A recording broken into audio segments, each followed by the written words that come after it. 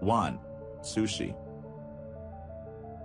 The seafood used in your sushi might not be entirely what you think it is. This is especially true if you live away from the coasts where the fish are taken from. A study by environmental group Oceana found that 94% of tuna used in sushi in New York City restaurants wasn't tuna. Instead, it was found to be a type of fish called escolar. 2. Crab. Speaking of sushi ingredients, unless you live close to a hotbed of crabs, chances are you're eating the imitation kind. Imitation crab is made by pulverizing whitefish and binding it with egg whites, wheat starch and soy. So if you're allergic to those things and go for sushi, be careful. 3. Powdered instant coffee. Not to point any fingers at any specific brand, but research has shown that pre-ground coffee bought at the store is littered with non-coffee ingredients. According to Larry Olmsted, a food writer, some common ingredients found blending in with the coffee powder include cereals, caramel, parchment, starch, malt, and figs. 4. Tea. It seems that none of our favorite caffeinated drinks are safe. If you've noticed the difference between your regular bag of tea and loose-leaf tea and couldn't put your finger on why that was, this might be the reason. As it turns out, and once again without pointing fingers at anyone in particular, research has found that some manufacturers added sawdust and non-tea leaves to maximize profits. 5. Wasabi.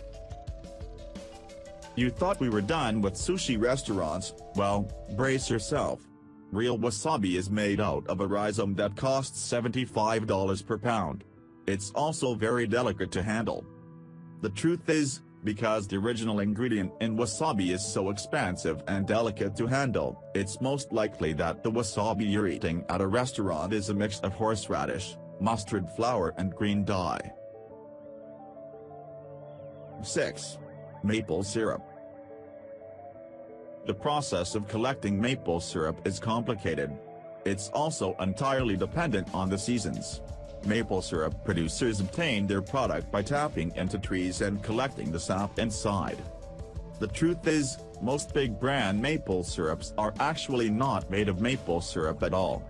A quick look at the ingredients on the bottle will show you that it's 100% high fructose corn syrup and caramel coloring. 7. Olive oil. Extra virgin olive oil is not only good for your health and palate, it's also a rarity in places where olives don't naturally grow from the earth.